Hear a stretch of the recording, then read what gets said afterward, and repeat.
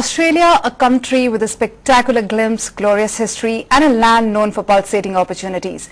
It continues to be one of the most preferred locations for students aspiring to study abroad. And we here at Sadda Pardes will today discuss the nuts and bolts of studying and travelling in Australia.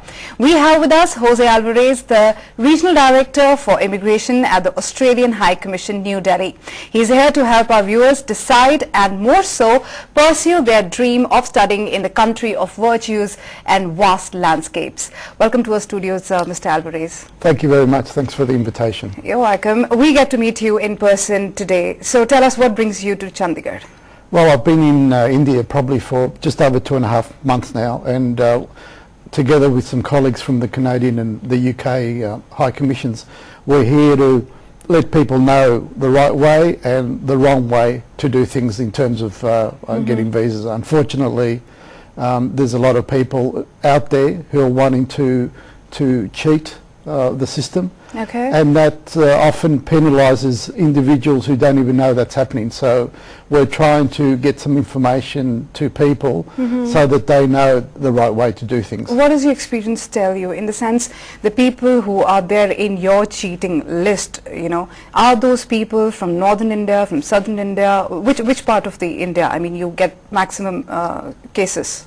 Well, it's from lots of places. People like to cheat people from all over the world. That's right. But for Australia, we have a large number of people going to Australia from northern India, so therefore we see more fraud in this part of the world, and that's why we're keen to let people know that there are better ways of doing things than relying on people who aren't doing the right thing. Right. Is this your first visit to India? It's my first visit to India. It's my first visit to this part of India. All right. So how has been the experience like till now? It's fantastic. I come from Melbourne. That was my previous job, and we certainly had a lot of people there from the Punjab. So it was good to come to where those people came from. So it's been a great experience. It must be feeling like as you are back home. A little bit, yes.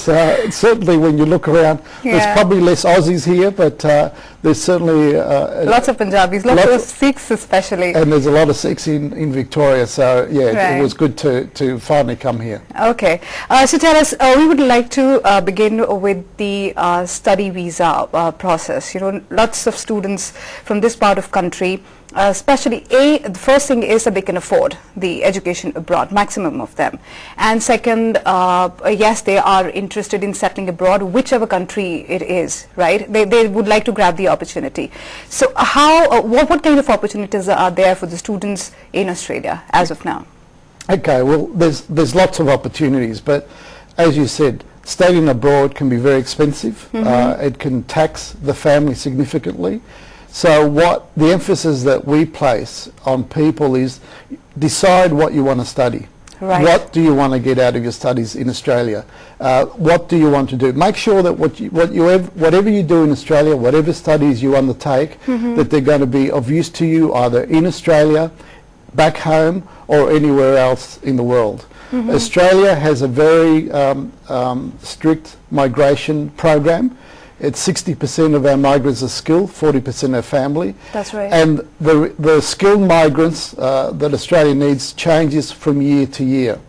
So if somebody is going to go to Australia to study, maybe do a 3-year course, it's not very wise to make a decision on what course you're going to be doing based on the migration regulations of today.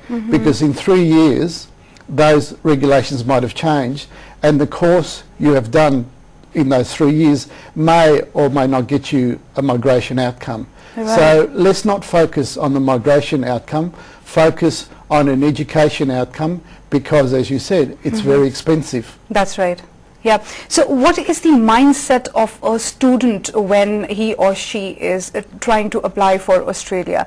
I mean, even I'm doing this show for like now more than a couple of weeks now, and I have interviewed many consultants, and we have been getting queries as well. What I have understood till now is that any student, he or she, they are just ready to go abroad, and for that they are ready to choose any country. So if they will not find their the door which is not opening for them to Australia, they'll try New Zealand, or they'll try Canada, or they'll try UK. Do you think it is the right attitude? Well, the right attitude, as you say, is to work out what you want to do in the long term, and then explore which country, which course, which institution is going to give you that. Right. Rather than trying to guess what the rules and regulations will be in 3 years' time for a migration outcome. So as I said, focus on what you want to do educationally. Right. And I think a lot of students do that. Where it becomes a bit complicated is when people start to, I suppose, brainwash them, you know, tell them you should be doing this, you should be doing that. It's a pretty significant decision, and it's a decision that I think any student, any prospective students should sit down, discuss with their family, work out what they want to do, work out if they can afford it, work out which is the best course for them, Right. and based on all that information, then decide what you want to do, where you go. Not listen to people about you should be doing it this way or that way. If somebody is making you a very good offer, as we say back home, if somebody is making you an offer that's hard to believe, then it is hard to believe it. Don't accept it. Keep away from them. There's a lot of information available without needing to go to touts or agents or third parties. Right. And that's the challenge for a lot of families. That's what they experience, because it can be very confusing. It can be a very big decision, and they don't need people to confuse them about it. Yeah, what we have understood so far is when one student approaches a certain agent or a consultant, and if that person tries and tell them that, you know, your documents are not suitable to go to Australia or go to any other country, so I will suggest you that you pursue your studies over here and think of higher studies later, and you can move to any country later. But what they do is they leave that consultant and agent, they'll move to the other one. Yeah. If the second one also refuses, they're going to move to the third one. But the one who is going to ask for more money, 4 lakhs, 5 lakhs, or 10, 20, 25 lakhs, they'll think that, okay, yes, this guy is asking for this much of money, so it is good to you know, use his services to go abroad. And this way, especially the state, Punjab state, has suffered a lot. There have been a lot of students and a lot of families who have been duped by such agents. And that's who suffers, the individual, because if somebody dupes you, provides you with false information, we will refuse you, the applicant, and that's who suffers. There's a lot of good agents out there. There's a lot of good agents who are there to support, to promote, to assist. But people need to be aware that agents get their commissions from institutions. Absolutely. So they need to be aware of that. What is motivating the advice? You know, when you have agents that start guaranteeing an outcome, when you have agents that start saying, I can guarantee that you can get a visa if you pay us this amount, if you do this, then be wary.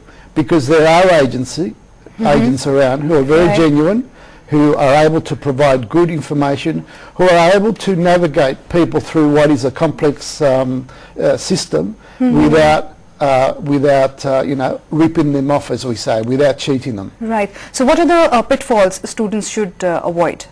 Well, I think what they should do is they need to decide what they want to do and think about where they may want to do it.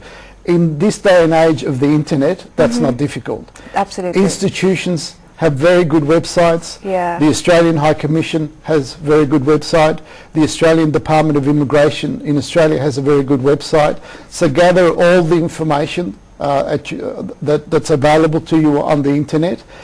By all means, talk to agents who will be able to assist in maybe clarifying that information or improving on the information that you've obtained. Right. I think if they'll invest 20% of their time which they spent on the networking sites, it's definitely going to help them. Absolutely. Right. We have callers with us. Hanji, ਤੁਸੀਂ ਕਿੱਥੋਂ ਬੋਲ ਰਹੇ ਹੋ ਤੇ ਕੀ ਨਾਮ ਹੈ ਤੁਹਾਡਾ? Hello? Hello? Right, okay, the call has been disconnected. Is study in Australia, general study or the professional study, I mean the level of the studies, if you compare to other countries, is study in Australia cheaper than other countries, for example, like USA, Canada, UK? Well, as they say, you get what you pay for. I'm not going to give a critique of the other countries. All I know is that Australian institutions are recognised all around the world.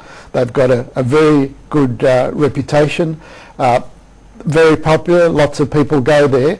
And the most important thing is that when someone goes to Australia and they finish their studies, there's lots of opportunities for employment, be it in Australia, overseas, or back here in India. And that's why we've seen in the last few years the interest in going to Australia has been very keen. And what we want to do is encourage that. And that's why we're trying to encourage people to look at the higher level courses, the undergraduate, the university courses, rather than vocational training, because the vocational training area is where we've had the problems. Right, so now we're going to try and connect with the caller over here. Hello? Yeah. Yeah, may I know your name and from where are you calling? My name is Pankaj Singla, and very good evening first of all to you and this gentleman over there. Good evening. Hi. Yeah, I'm calling from Delhi, Gurgaon right now. Yeah, but can you just ask your question, please? Yeah, my question is that what exactly are the opportunities for the dentists down there in Australia? Can you just repeat your question once again, please? Yeah, my question is, are there any specific opportunities for the dentists? For the dentist? Yeah, for the dentist. Okay, in Australia, right?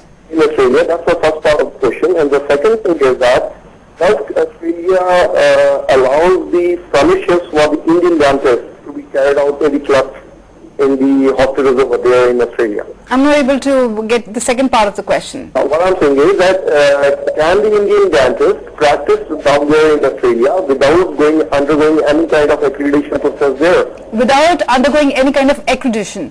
Yeah. Right. So can the Indian dentists, can they practice over there? No. And what are the opportunities for them? Well, what you need to do is, the first thing you need to do is you need to go to the relevant professional body or registration body in the state where you would like to go to see if your qualifications would be recognised. Right. So we wouldn't even contemplate someone applying for a visa until you got that clarified first, because there's no point applying for a visa, there's no point for us looking at a visa if we don't know whether you're able to practice. Okay. So in all the professions, they all have professional associations, they all have registration authorities, and they all have requirements that you need to meet before they will give you a license to practice. Okay. So with this gentleman, as with others, I would start off with the appropriate website, get the information that you need, and the website often tell you who you need to contact and what documents you need to provide. All right.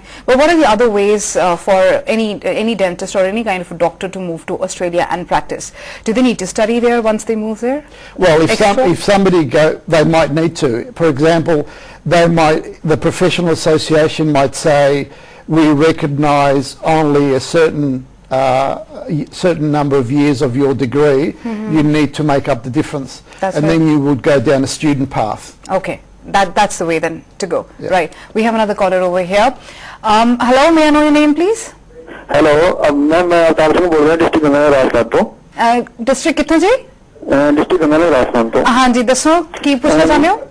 मैं मेरी भांजी वास्ते पूछना उन्होंने MBA कर रहे हैं ਹੁਣ और ਆਸਟ੍ਰੇਲੀਆ ਚਲਣਾ ਉਹਨਾਂ ਨੂੰ ਤਾਂ ਸਾਨੂੰ ਕੀ ਫਾਰਮੈਲਿਟੀਆਂ ਕਰਨੀਆਂ ਪਹਿਲਾਂ ਬਕਾਇਦਾ ਤਰਜਮਾ ਕਰਕੇ ਦੱਸ ਦਿਓ। ਓਕੇ, ਤੁਸੀਂ ਕਹਿ ਰਹੇ ਹੋ ਕਿ ਉਹ MBA ਕਰ ਰਹੇ ਨੇ ਹੁਣ? ਹਾਂਜੀ ਹਾਂਜੀ। ਕਿਹੜੀ ਯੂਨੀਵਰਸਿਟੀ ਤੋਂ ਕਰ ਰਹੇ ਨੇ? ਉਹ ਮੈਂ ਲੁਧਿਆਣੇ ਆ ਇਸ ਟਾਈਮ। ਠੀਕ ਹੈ, ਉਹ MBA ਕਰ ਰਹੇ ਨੇ, ਉਸ ਤੋਂ ਬਾਅਦ ਤੁਸੀਂ MBA ਕਰਨ ਤੋਂ ਬਾਅਦ ਉਹਨਾਂ ਨੂੰ ਬਾਹਰ ਭੇਜਣਾ ਚਾਹ ਰਹੇ ਹੋ? ਜੀ ਮੈਮ। ਤੁਸੀਂ ਉਹਨਾਂ ਨੂੰ ਪੜ੍ਹਨ ਵਾਸਤੇ ਨਹੀਂ ਭੇਜਣਾ ਚਾਹ ਰਹੇ? ਨਹੀਂ ਮੈਂ ਪੜ੍ਹਨ ਵਾਸਤੇ ਚੱਲਣਾ ਮੈਂ। ਹਾਂਜੀ, ਨਹੀਂ MBA ਤੋਂ ਬਾਅਦ ਫਿਰ ਗਾਂ ਪੜ੍ਹਨ ਵਾਸਤੇ ਭੇਜਣਾ ਤੁਸੀਂ ਉਹਨਾਂ ਨੂੰ? ਹਾਂਜੀ ਹਾਂਜੀ ma'am. Okay. What he's asking is that his niece is doing an MBA here from a university, from a recognized university over here. What are her chances if she wants to move to Australia after doing her MBA? Can she move for further studies, or there are other ways also